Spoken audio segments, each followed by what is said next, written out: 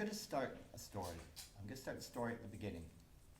And this story starts with a bang, almost 14 billion years ago, where there was nothing. And suddenly out of this nothing, there was a particular singularity. And out of that singularity, an explosion happened. And the universe was created.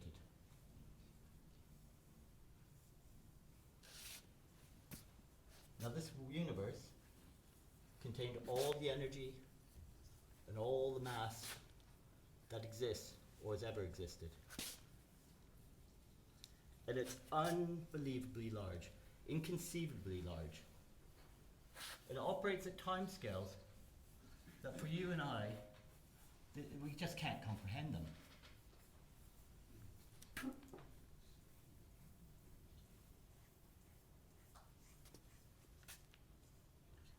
Now, about, let's say, 4.5 billion years ago, the universe at the beginning, also, there's sort of forces came into being.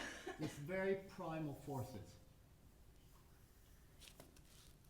that sort of drove things. They pulled things together, kept things apart, drove them apart. And these forces, about 4.5 billion years ago, they pulled sort of molten metal and bits of things that were floating around of this matter. And they pulled it into a little sort of sphere of hot churning metals. And they're so incredibly strong that they pulled these metals together, and although the metals were hotter than we could ever imagine, they were still able to force them, because they're so dense, into becoming a hot little kernel in the middle of this mass, this hot mass. And this mass pulled things towards it, pulled other rocks from space, it pulled lumps of metal, it pulled big lumps of ice. And as it assimilated them, it cooled a bit, it lost a bit of energy. And at the end, at the crust here, it formed this very fragile layer. Just crusted over and became hard. And what these forces, these primal universal forces made, they made a planet, and that planet was Earth. Now, they played with this Earth. They sort of kept churning, moving the metals around beneath, sort of in eddies and currents of this hot, and they played with this drying crust. They took this crust and they pushed it up and down. They sort of depressed it, they raised it up, they pushed it down again, and raised it up higher, and they made things we would call now valleys and mountains, hills,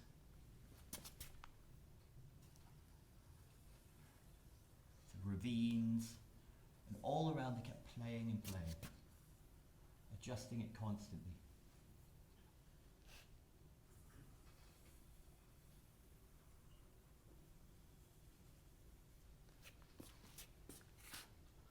And they played, and they sort of, they tore things apart. They created rifts and ravines, and they came over the sort of, these rifts became sort of spouts. And these hot gases and things, they separated and they spewed out gases to above.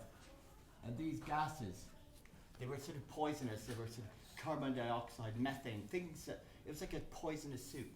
But one gas they brought out was called water. And as the water rose out from within the crust, it sort of came to the surface and condensed up here. And it formed droplets and it started to rain. And it rained. It rained like you could never imagine. It rained for literally millions and billions of years. And as this rain fell over these millions and billions of years, it started to fill up these bits of valleys and plains that were low, all around the globe. Sometimes covering it all, sometimes bits of land floated above again, and were pushed up.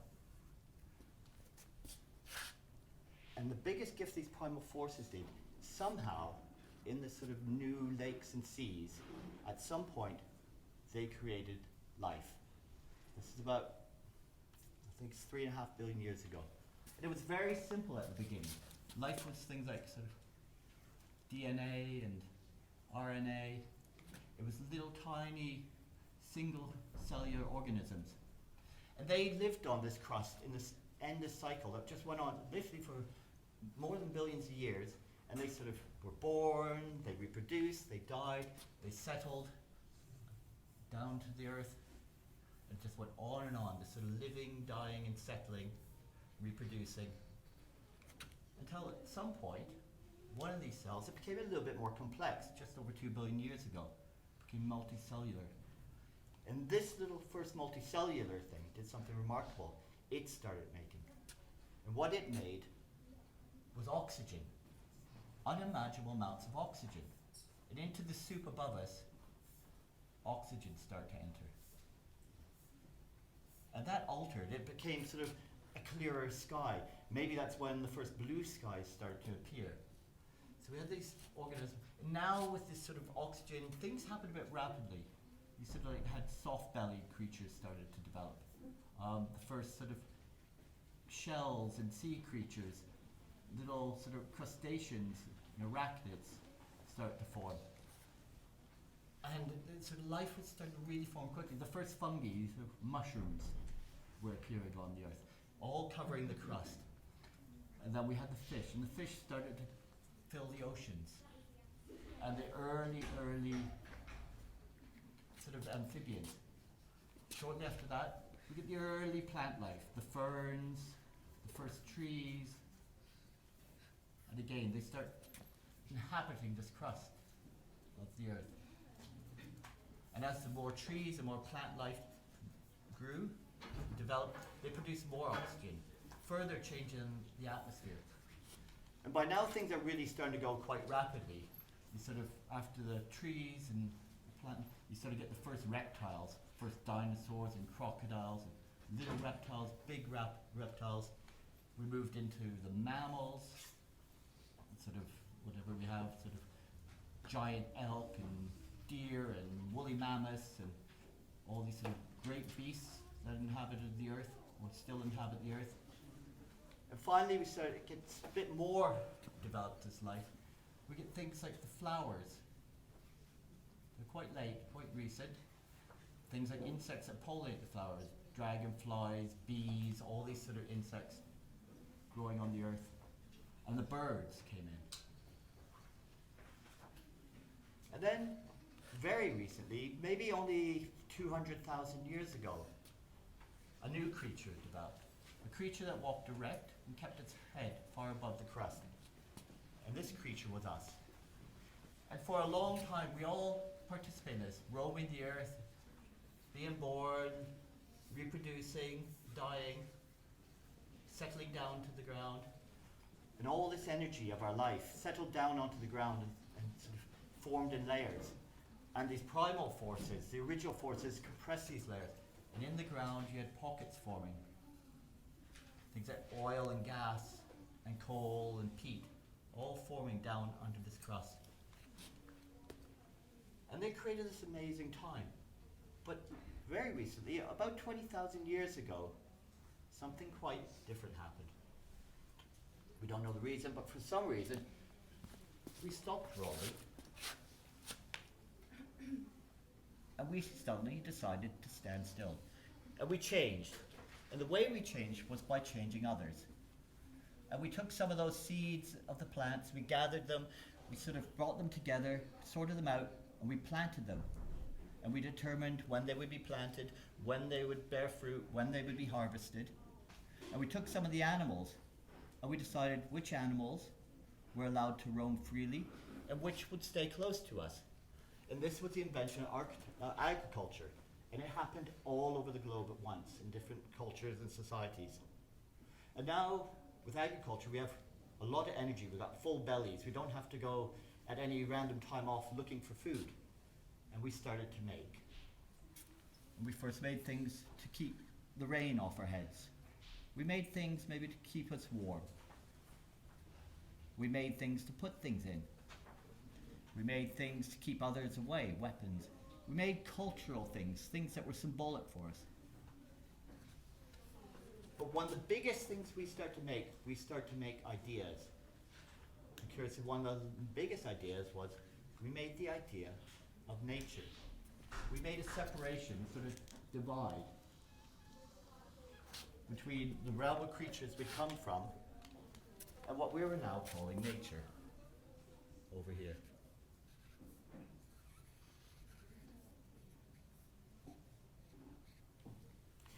And we claimed we had dominion over this nature. It was ours to rule, it was ours to use, it was ours to maybe chop down and use as resources. It was all ours to make with. And we started making quite rapidly. We sort of made settlements first, and they developed into cities. And then we discovered, well, if we sort of start going down into the ground, we can dig up the stones and make better with them. We can maybe dig up the ores. These things will sort of assist us. We can chop down the trees, we can drain the swamps, we can dig canals. And after making for quite a long time, we got a bit fed up and decided we wanted to move again. We made things like ships to traverse the oceans. And we went to other places, and slowly we started making there. And we built more cities and towns and settled the land and cleared the fields for our agriculture. But we're very impatient. And at one point said, it's a bit boring, all this making using our own power, using the power of oxen. So how can we do this better? We started making machines. We dug further, we dug up more iron out of the earth. But having a horse turn around and drive these machines was a bit boring and slow. And we discovered, well, if we just sort of bore down into the earth, we can pull up some of this ancient energy. It's available to us. We can go right down there, and it can be ours for the taking. And all the energy of this extinguished life that was buried in the crust, we brought up to the surface. We took this death, and we brought it up, and we converted it by burning. And we started taking the death, and we put it into the atmosphere. We burned it, and we created power for our machines all the time, though. So now we can really make. We can make rapidly. Things transform. We can, very quickly, we're making roads and covering the world with that. We can make plastics and make incredible things out of plastics, including filling the seas with them. But we can make things that would transverse at rapid speed, joining us tighter and tighter all the time, crossing skies. We could even get out of the atmosphere and sort of send radio waves back in to talk to each other and fill the air with that. There was at one point where we discovered we could drill through the seas all the time, taking more of this ancient energy of life and bring it up to the surface. When we went deep enough, we got into very, very ancient rocks. We pulled up almost the most primal energy. And with that primal energy, we even managed to make our own Big Bang at one point. And that Big Bang spread also through the atmosphere. And it came to the point where we had made nearly the entire crust of the earth. And there's a name for this. They now call it the Anthropocene. And we live in a time, they call it that because this time was called the Holocene that we lived in, that first wonderful, sweet, gentle era where we developed agriculture, where life was easy.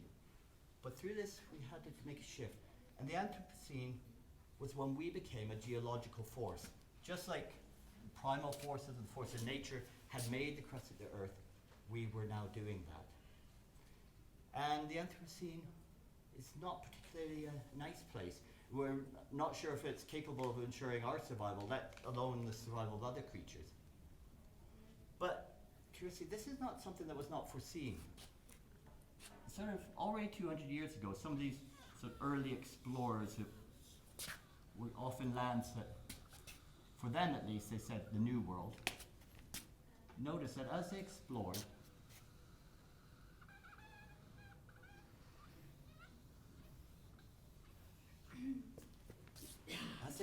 this world and this surface, things were disappearing behind them, things that they thought were always going to be there left. And they noticed things like the trees were disappearing, the elk were disappearing, the different animals. And they lobbied to try to protect some of this world. And the place they protected, the very first place that was ever protected, was a place called Yellowstone. It was a national park in the United States. had some of the ancient forces, geysers, coming up to the surface. It was a beautiful place. But they wanted to be beauty on their terms. So Yellowstone, although it looked natural, had the soaring eagles, the majestic mountains, the towering trees, was not natural. Because they removed one thing. They removed what we'd always feared. They removed wolves from Yellowstone. It was a natural landscape with no wolves. And that went for a couple hundred years. This beautiful park. People visited it and just enjoyed the majesty of nature. Until maybe about 60 years ago, someone, considered probably very mad at the time, said, why don't we put wolves back into Yellowstone? And you can imagine the fear. Everyone said, you can't do that. The wolves will eat the elk. They'll eat all the deer. Everything will die. You'll destroy this park. But these crazy people won. And the wolves were put back in. And what happened was very curious. Because I'm absolutely sure they ate a couple deer and had sort of breakfast with it. But the deer learned fast. And they retreated. They went up into the hills. And into the deeper forests. And what that meant was the wolves would be the deer who'd been very happy here, munching along the riverbank in this gentle, sort of juicy territory, fresh saplings, weren't there. And the saplings that were chucked, so eaten before start to grow. And as the saplings were growing, the beavers realized, well, they're quite useful. Beavers built dams across little rivulets and in hollows.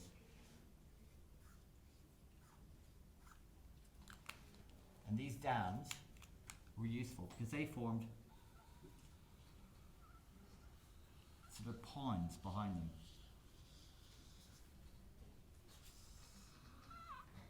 And these ponds were quite special because they had the little beavers in their ponds, and they would chew down trees, put them at the bottom of the ponds, create all sorts of crevices. That allowed fish to spawn. And the fish could hide, and they became very successful. Things like little amphibians, frogs and things were more able to, things swam around. Insects came. And as the ponds filled with life, the birds came. They came to eat the frogs. They came to munch on the fish.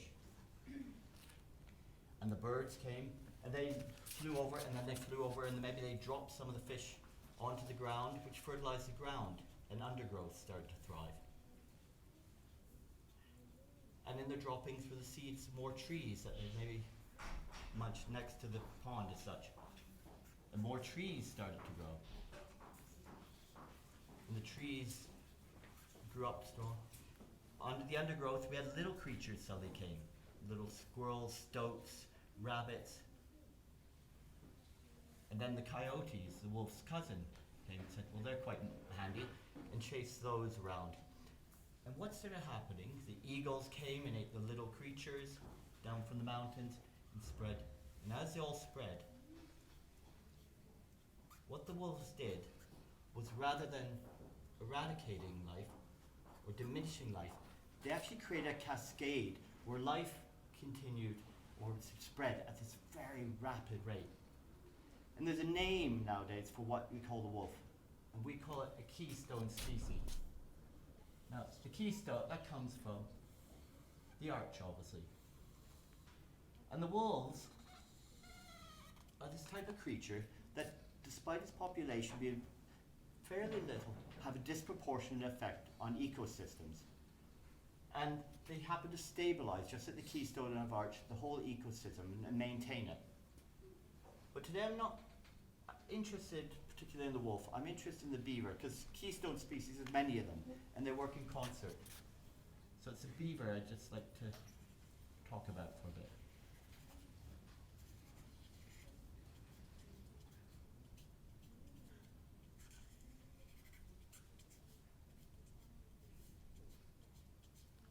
Because see, these beavers, their ponds, quickly they create wetlands. The other creatures spread onto the banks, and things grow around the ponds very quickly. And they become very fertile. But once they've done the best pond, what do? They move on to the next opportunity. And more life starts to thrive in the next place. And gradually, working all together as a collective, they start forming complete new landscapes. They actually not only create life, they create the landscape.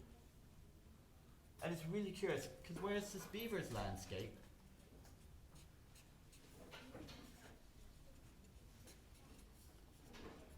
creates this abundance in life, we're doing the same thing. And but they're creating abundance and they're living together with many other things. But we're rapidly coming to the point where perhaps we'll be standing alone. And you have to ask, why is it? Why is it that the beaver makes this type of landscape and we make a different one? And I think it's a question about how we see making.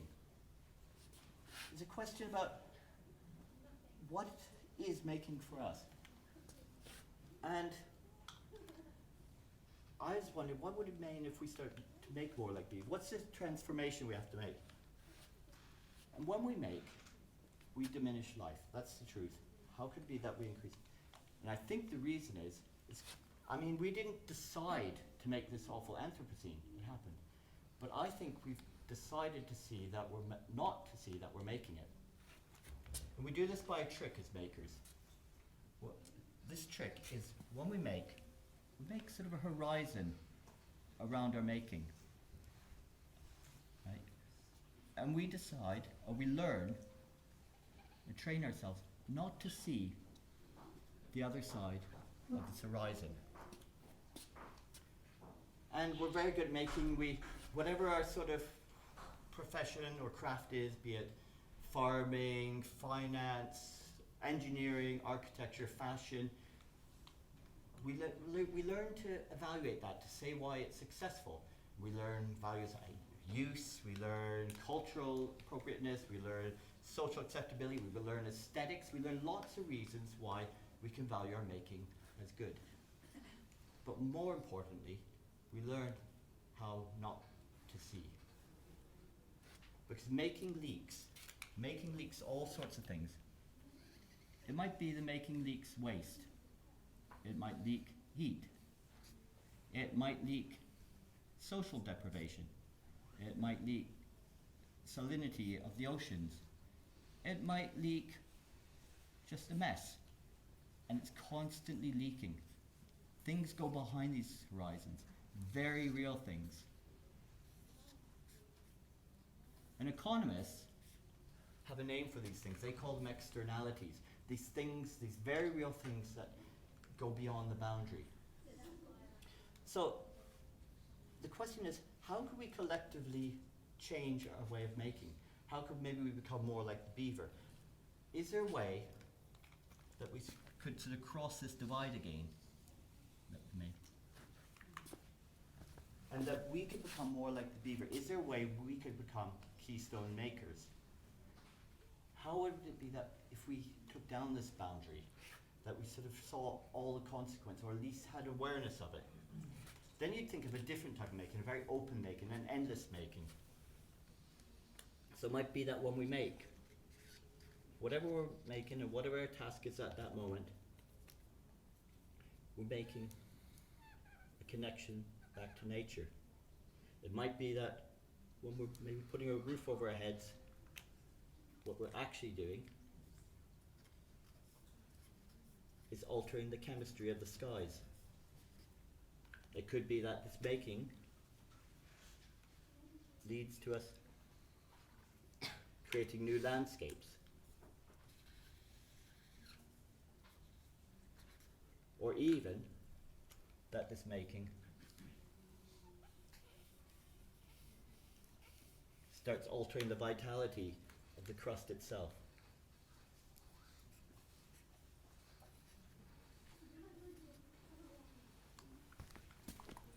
And I want you to imagine this crust, because like it or not, we're on this crust, we've made it, and we're not going away.